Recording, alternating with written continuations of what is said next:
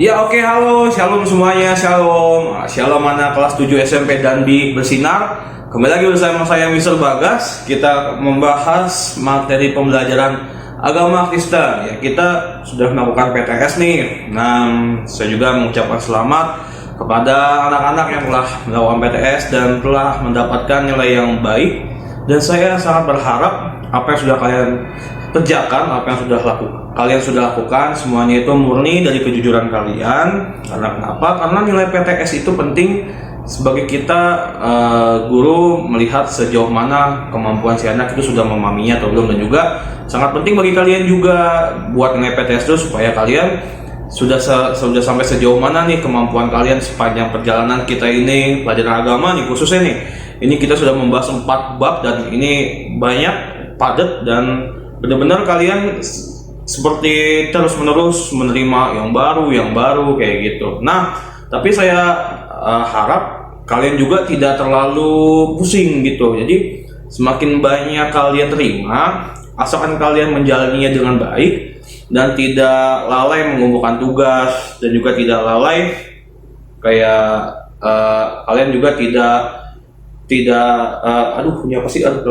tidak bercanda, dan kalian pokoknya serius mengikuti pelajaran ini. Ya puji Tuhan ya, kalian lancar untuk mengikuti pelajaran ini. Dan langsung saja kalian selamat juga telah mencapai bab 5. Dan di bab 5 ini kita melanjutkan pembelajaran bab baru. Dan untuk yang remedial PTS nanti kita bahas ya. Dan saya harap juga kalian tidak bosan-bosannya untuk kalian nyimak video ini lagi untuk belajar ya. Meskipun ada rasa bosan kayak gitu ya, saya harus nyimak video ini lagi, simak lagi kayak gitu. Dan saya maunya ketemu gurunya langsung di sekolah ya. Saya juga menantikan itu. Cuman kan bagaimana ya, namanya juga pandemi ya. Oke, jadi yang perlu kalian persiapkan adalah yang pertama bukunya ya. Bukunya kelas 7, alat tulis. Nah, habis alat tulis, jangan lupa Alkitabnya. Nah, gitu. Nah, di pembelajaran bab baru ini, tadinya juga saya bilang kalian harus persiapkan diri kalian belajar. Dan kalau kalian udah lihat video ini, nontonnya lebih baik di jam-jam sekolah kayak gitu. Jadi kan seperti kalian nyimak di dalam kelas kayak gitu. Yang belum mandi dulu, yang belum makan, yang belum minum, pokoknya yang belum cuci tangan, yang belum, pokoknya kan kalian harus siap kayak gitu. Nah, langsung aja kita mulai. Sebelum kita lanjut, kita berdoa dulu. Mari kita berdoa. Tuhan Yesus yang baik, terima kasih atas karena kebaikan-Mu dan atas kemurahan-Mu bagi setiap kami Tuhan. Kami sebentar lagi mau belajar memasuki bab baru dalam agama Kristen Tuhan, bab 5. Tuhan, kiranya Engkau sertai kami dalam setiap pembelajaran ini, dan Engkau memberkati setiap anak-anak SMP dan B Tuhan Yesus, supaya mereka dapat mengerti dan memahami apa yang disampaikan oleh gurunya Tuhan Yesus Kristus. Dan Engkau berkati saya dan urapi bibir, mulut, hati, pikiran hamba-Mu, supaya apa yang disampaikannya berkenan sesuai dengan hati-Mu Tuhan Yesus Kristus ya Bapa. Ampunilah kesalahan kami dan dosa-dosa kami Tuhan. Kami berdoanya di dalam nama Tuhan Yesus ya. Amin. Oke, langsung saja kita buka di halaman 33. Nah, di halaman 33 ini perikop babnya itu adalah Allah memelihara ciptaannya ya. Jadi Allah memelihara ciptaannya itu. Nah, ini ada bahan Alkitabnya ya. Itu ada di Mazmur 36 ayat 7 dan Ayub 38 ayat 1 sampai 38. Nah, kalian buka silakan kalian buka di Mazmur 36 ayat 7. Nah, Mazmur 36 ayat 7. Kalian juga harus dibiasakan baca Alkitab. Siapa di sini yang rutin membaca Alkitab sehari, misalkan 1 pasal atau 2 pasal kayak gitu? Kalau yang rutin, bagus. Nah, ini ada keadilan-Mu adalah beginilah firman Tuhan. Keadilan-Mu adalah seperti gunung-gunung Allah, hukum-Mu bagaikan samudra raya yang hebat. Manusia dan hewan Kau selamatkan ya Tuhan. Jadi ini kitab Mazmur ini yang ditulis oleh Daud menuliskan bagaimana pengagungan Tuhan itu benar-benar sangat luar biasa gitu. Ya, kita dilihat di ayat 3, di pasal 36 ini menceritakan bahwa kita manusia berdosa ini, kita tidak ada apa-apanya di hadapan Tuhan gitu. Bahkan keadilan yang seperti gunung-gunung adalah kalau kalian melihat gunung yang kokoh, yang menjulang tinggi, yang agung, yang besar, itulah keadilan Tuhan yang sungguh sangat amat maha besar gitu. Jadi karena digambarkan seperti gunung, begitulah keadilan Tuhan yang sangat amat megahnya, ya, jadi sangat amat besar seperti gunung gitu. Jadi karena Tuhan itu sudah sangat adil, lantas bagi kehidupan kita pun pasti bakal adil dipelihara. Jadi jangan sampai kalian bilang Tuhan nggak adil kayak gitu. Tuhan justru adil ya gitu ya. Tuhan itu adilnya, contohnya simpelnya adalah kayak gini. Si A punya ini kemampuan ini, si B punya ini kemampuan ini gitu.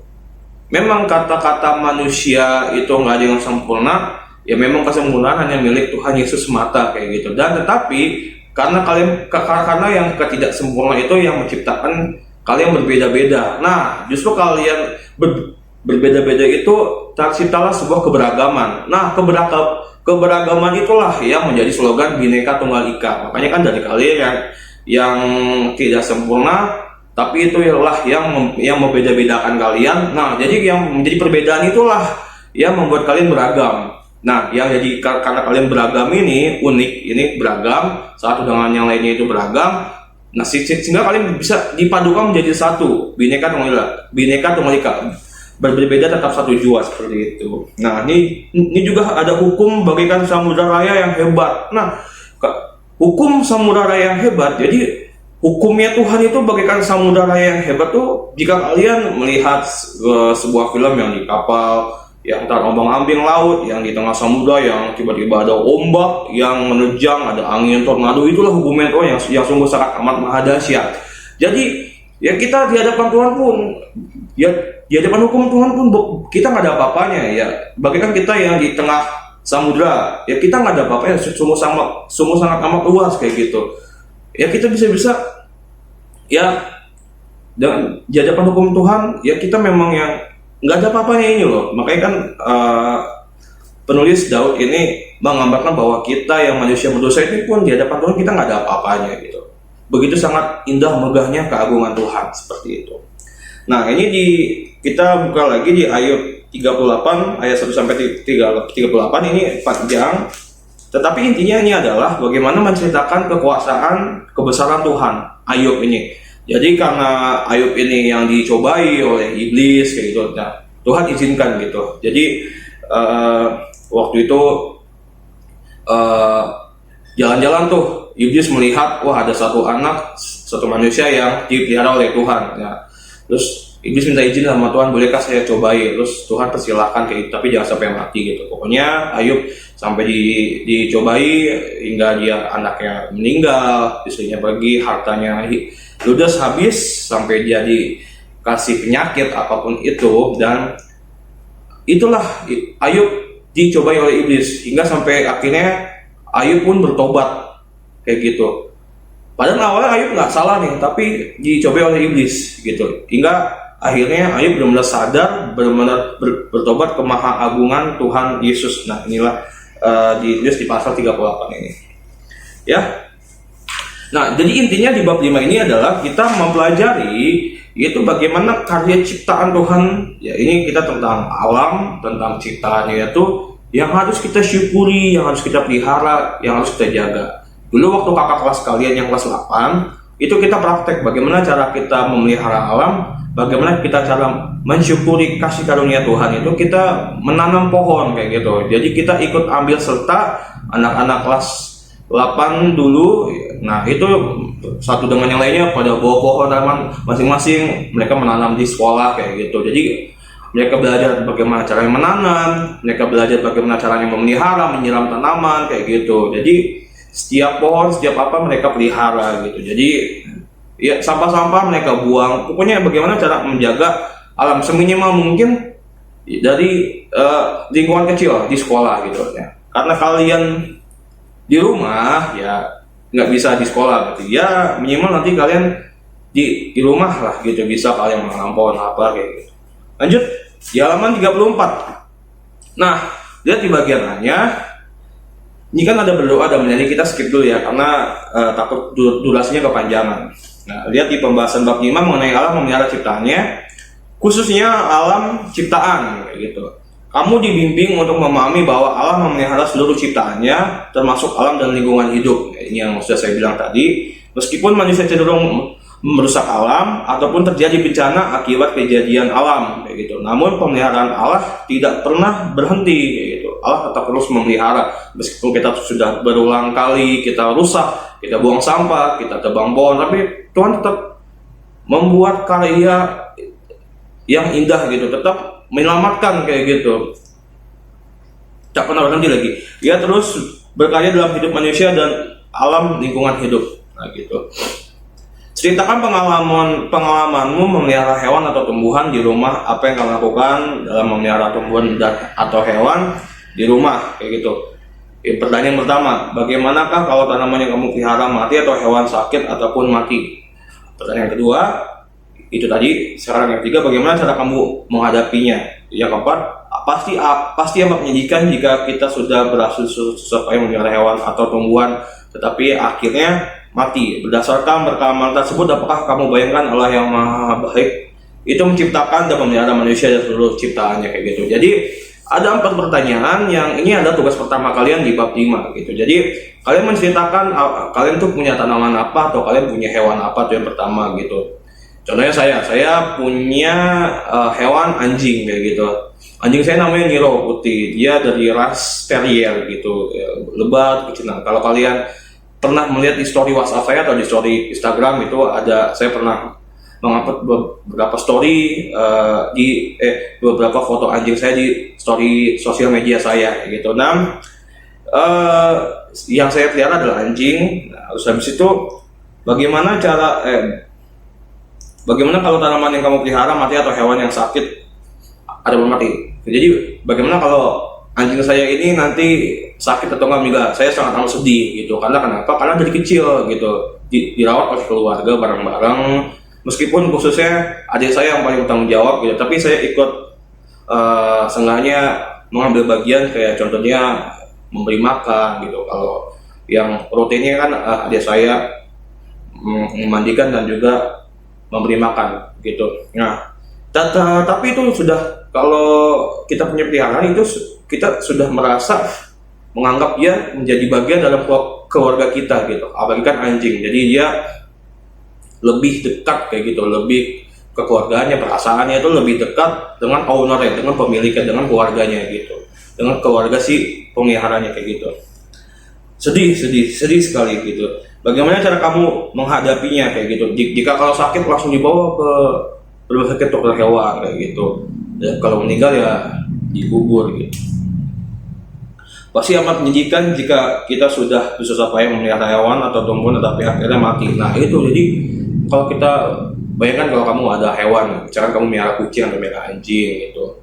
Bagaimana perasaan kamu kalau dia itu meninggal? Kalau enggak, bagaimana perasaan kamu kalau tumbuhan yang kamu pelihara rusak kayak gitu, sedih kayak gitu ya.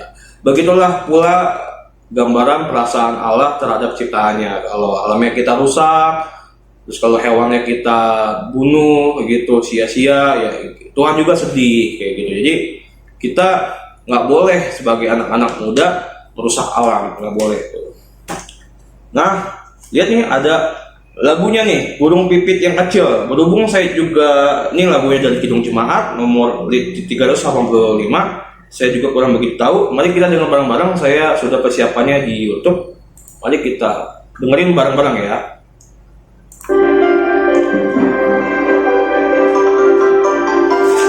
Sambil dinyanyikan bareng-bareng.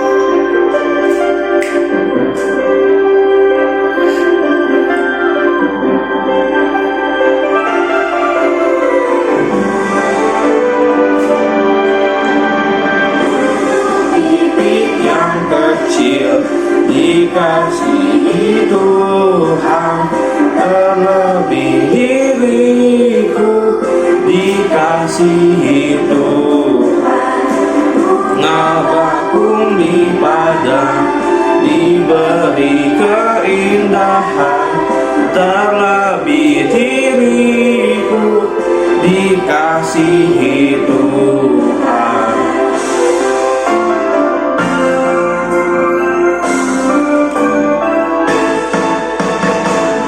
Burung pipit yang kecil dikasihi Tuhan, terlebih diriku dikasihi Tuhan. Bunga bakung di padang diberi keindahan, terlebih diriku dikasihi Tuhan.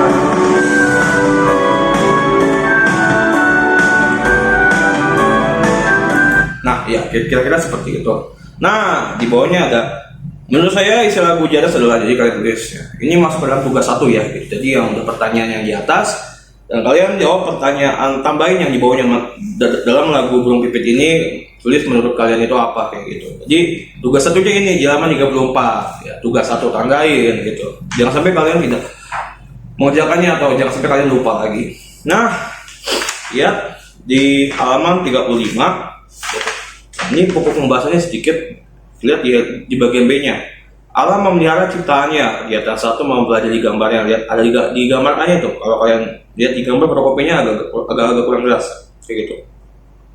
Nah, di gambar A ada pegunungan yang indah, ada tanam-tanaman gitu. Di gambar yang B, kebakaran hutan, gunung meletus kayak gitu. Sumbernya dari dokumen Kemendikbud, gambar 5.2 bencana alam. Teliti gambar A dan B di atas, teliti kalian lihat, kalian cermati. Kedua jenis gambar tersebut menunjukkan keadaan yang sungguh berbeda. Ya, berbeda jauh. Ceritakan apa yang terjadi dalam gambar-gambar tersebut, kayak gitu. Dalam gambar gunung meletus, tsunami, banjir dan lain-lain, apakah yang dapat kamu lihat? Apakah setelah semua peristiwa itu terjadi, manusia dan alam tidak bertumbuh lagi? Lihatlah gambar berikut ini. Planet dan tata surya kita menunjukkan betapa Allah Maha Besar telah menciptakan semuanya. Dia tidak hanya menciptakan namun juga memelihara. Nah, lihat nih, di halaman 36 ada tata surya. Inilah kalau kalian apa, Merkurius, Venus, Bumi, Mars, Jupiter, Saturnus, Uranus, Neptunus, Pluto. Nah, itulah ke tata surya di gugus Bima Sakti itu.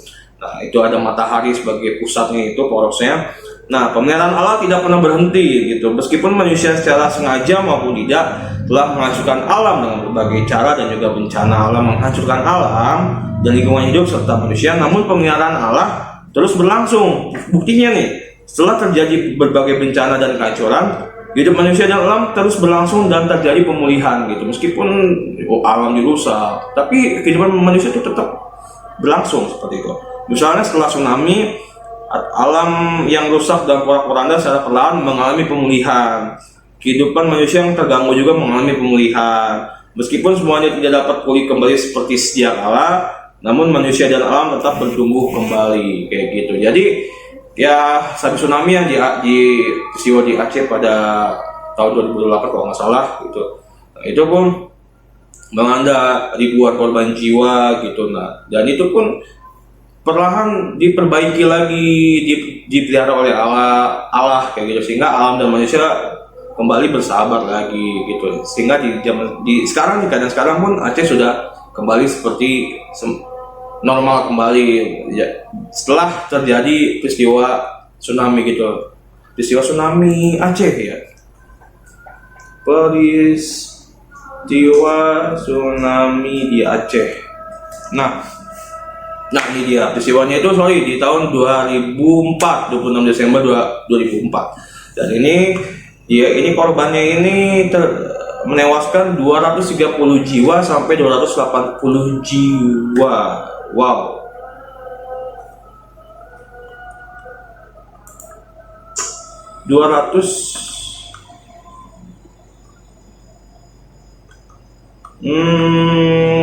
Ya pokoknya sekitar segitulah ya.